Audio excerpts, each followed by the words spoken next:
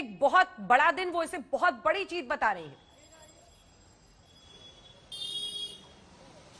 जी, जैसा कि यहाँ के लोगों से भी बातचीत में आप अंजना सुन रही हैं कि लोगों के मन में एक टीस रह गई थी कि जब हम पहले पूजा अर्चना किया करते थे वहां पर, जब आराम से खेला कूदा करते थे वहां पर, तो अचानक उस चीज से कोई कैसे रोक सकता है। उस पूरे क्षेत्र को अपना समझ के एक साथ रहकर, और ये भी कह रहे हैं कि पहले कभी भी मस्जिद में आने से कोई रोकता नहीं था हमें, लेकिन धीरे धीरे ये चीजें होती गई, वो एक रुकावट अवरोध आता गया। और 92 के बाद चूंकि ये सरकारी फरमान आ गया था कि आप नहीं यहाँ पर पूजा जाकर कर सकते हैं, रोज केवल एक दिन का एक्सेप्शन दिया गया, तो वो चीजें मन में एक टीस बनकर रहती गई। अब हर व्यक्ति की अपनी आस्था होती है, हर व्यक्ति के अपने आराध्य होते हैं। जो पार्वती माँ के लिए जो श्रृंगार गौरी की पूजा अर्चना करते हैं, जो उनको अपना आराध्य मानते हैं, उनके लिए ये बहुत मुमकिन है कि बहुत कठिन समय रहता हो कि वो उसके बाद से रोजाना पूजा नहीं कर सकते हैं, बाहर से ही उन्हें हाथ जोड़ना पड़ता है। और यहाँ तक कि आप वो जो कुएं का भी इलाका देखते हैं, वहां पर लोग पहले उसकी ओर मुड़कर हाथ जोड़ते हैं अपना, क्योंकि मान्यताओं का एक सिरा ये भी कहता है कि उसके भीतर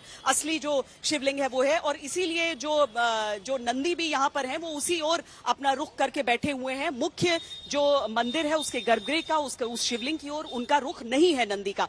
तो ये सारी चीजें हैं, ये अब कोई इसे मान्यता कहे, कोई इसके लिए साक्ष्य ढूंढने की कोशिश करे, लेकिन जिनके आराध्य होते हैं वो तो वैसे ही खुशी मनाते हैं। जैसे कि इस समय कोर्ट के बाहर जो याचिका करता है वो सब मना रही हैं, कह रही हैं कि हम व्रत भी रखा हुआ था हमने इस फैसले के आने तक। बिल्कुल, और फैसले की कॉपी अब आज तक के पास आ गई है श्वेता, हम तस्वीरें दिखा रहे हैं, ये फैसले की कॉपी है जिसमें साफ कहा गया है कि आप इसे करें, जो सर्वे है उसको करें, 17 मई के पहले आप रिपोर्ट दें।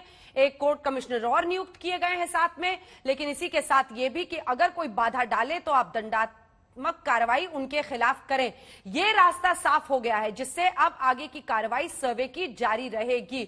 अब उम्मीद यही कि दोनों पक्ष इसकी गंभीरता को समझेंगे। बाधा डालने वालों पर दंडात्मक कार्रवाई का अर्थ यह होगा श्वेता कि कोई भी वहां पर नारेबाजी नहीं होनी चाहिए, और अगर कोई विरोध करता है वो भी नहीं होना चाहिए। ये एक कोर्ट की तरफ से नियुक्त किया गया फैक्ट फाइंडिंग मिशन है, और उसमें किसी भी पक्ष को कोई बाधा या फिर किसी भी तरीके से प्रभावित नहीं करना चाहिए। श्वेता, देखिए, अब एक बार फिर योगी सरकार और उनकी प्रशासन के लिए एक चुनौती ये रहेगी। हालांकि पूरे लाउडस्पीकर विवाद में हमने देखा कि किस तरीके से गोरखनाथ पीठ से ही उन्होंने शुरुआत की लाउडस्पीकर को हटवाने की, तो यहां पर भी लोग उम्मीद कर सकते हैं कि दोनों पक्षों पर एक ही बराबर, जैसे कि मुस्लिम पक्ष हमेशा यह आरोप लगाता रहा है कि जब वो साक्ष्य जुटाने के लिए आए थे तो उस समय नारेबाजी बाहर चल रही थी, जय श्री राम के नारे भी लगाए जा रहे थे, और उससे उन्होंने कहा कि हम उग्र हुए।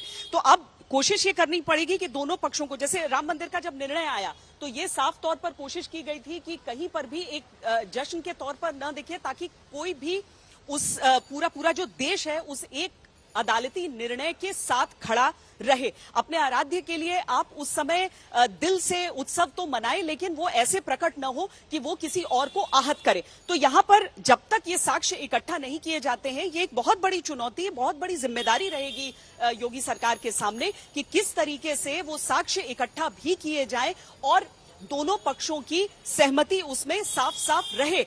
दोनों पक्षों में से कोई किसी भी तरफ से वो भीड़ न जुटे, केवल जो अधिकारी हैं जो कोर्ट की तरफ से नियुक्त किए गए हैं वो वहां पर पहुंचे, वो सारे उन साक्ष्यों को जुटाएं और उन साक्ष्यों को लेकर उसके बाद अदालती कार्रवाई आगे बढ़े, क्योंकि साक्ष्य जुटाना तो पहला कदम है। इस पहले कदम के बाद अदालत को अपनी तरफ से यह तय करना है कि अब जो पूजा का अधिकार मांगा जा रहा है उस साक्ष्य को देखते हुए वो सही है या फिर नहीं है। ये पहला कदम है केवल उस सच्चाई को जानने की तरफ, जिस सच्चाई का दावा दो तरफ से किया जा रहा है। अंजना, बिल्कुल, और उसी कड़ी में अब सच सामने आने की घड़ी आ जाएगी। 17 मई तक वीडियोग्राफी के जरिए कोर्ट कमिश्नर को अपनी रिपोर्ट रखनी है वहां पर कोर्ट में। लेकिन इसी के साथ जो कोर्ट कमिश्नर का मुद्दा था उस पर बीच की लकीरें खींची गई है। वो कोर्ट कमिश्नर जो पहले से थे वो भी बरकरार रखे गए हैं और एक कोर्ट कमिश्नर ऐड किया गया है, ताकि अगर वो नहीं रहे या दोनों एक दूसरे के काम को कॉम्प्लीमेंट करें। श्वेता,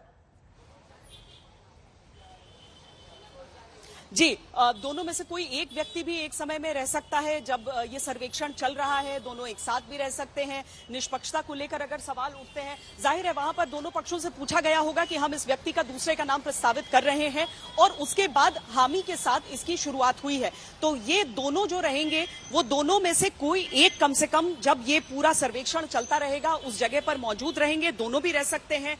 और दोनों पक्षों का जो कि अगर कोई अगर मान लीजिए मुस्लिम पक्ष की तरफ से कोई सवाल भी उठते हैं कि हमें दिक्कत आ रही है, फलानी चीज को ये ना किया जाए, तो उस चीज को भी एक न्याय संगत तरीके से आगे बढ़ाया जाए। क्योंकि ये सवाल तो पूरी तरीके से खत्म ही हो चुका है कि कहां पर शूटिंग होनी है, कहां पर नहीं होनी है, कहां वीडियो कैमरा जा सकता है, कहां नहीं जा सकता है। अब तो इस चीज को कोर्ट ने खत्म कर दिया है। क्योंकि यहां पर जब भी हम अपनी रिपोर्टिंग के लिए भी आते रहे हैं अंजना, तो आपको उस दीवार के आगे जो जंगला है, जो ग्रिल है, उसके दूसरी तरफ आप कैमरे को नहीं मोड़ सकते हैं। ये चीज एक प्रतिबंध रहा था हमेशा से। लेकिन अगर कोर्ट द्वारा नियुक्त एक वीडियोग्राफर वो पूरे इलाके को, क्योंकि अगर जैसे नंदी किस ओर मुख करके बैठे हैं वो दिखाने के लिए भी आपको दूसरी तरफ दीवार का दिखाना पड़ता है। तो इस वजह से जब कोर्ट के नियुक्त वीडियोग्राफर होंगे तो वो उस चीज को भी शूट कर सकते हैं, वो अलग अलग चीजों की दिशाओं को शूट कर सकते हैं, वो उस तहखाने के भीतर क्या अवशेष हैं, क्या मूर्तियां हैं, इन सारी चीजों को शूट कर सकते हैं। और ये सारी चीजें जब एकत्रित हो जाएंगी उसके बाद जाकर इसे कोर्ट में पेश किया जा सकता है। अभी तक जो चीजें सामने आई उसमें अलग अलग तरह की आकृतियां, अलग अलग प्रतिमाओं की बात हुई है, जो आमतौर पर किसी भी इस्लामिक निर्माण में नजर नहीं आता है। जिसको और अगर आगे बढ़ाना है, उसको अगर और ठोस बनाना है किसी भी पक्ष द्वारा, तो उसके लिए और अधिक तस्वीरों की आवश्यकता होगी। ये जरूरी होगा कि अगर एक पक्ष कहता है कि नहीं और मूर्तियां हैं, या दूसरा पक्ष ये कहता है कि नहीं केवल फूल पत्ती घंटियां इस तरह की चीजें हैं जो निर्जीव हैं, तो उन दोनों ही पक्षों को के लिए बेहतर है कि उनके पास वो साक्ष्य रहें जिसके आधार पर वो अपनी बात को सामने रख सके। और इसीलिए जो सामान्य जनमानस है उसमें इस तरह की कोई चीज नहीं है। सारे लोग ये विश्वास करते हैं कि जो निर्णय आया है वो निर्णय सही है। लेकिन मस्जिद कमेटी क्या इसे चैलेंज करेगी या नहीं करेगी, इस चीज को लेकर अभी तक उन्होंने अपनी तरफ से कोई अपनी राय दी नहीं है। वो अभी इस बारे में चर्चा करना चाहेंगे और देखेंगे कि उनका केस कितना मजबूत है कि वो शायद ऊपरी अदालत में जाकर इस बात को चुनौती दें कि हम नहीं चाहते हैं कि यहाँ पर वीडियोग्राफी हो पाए।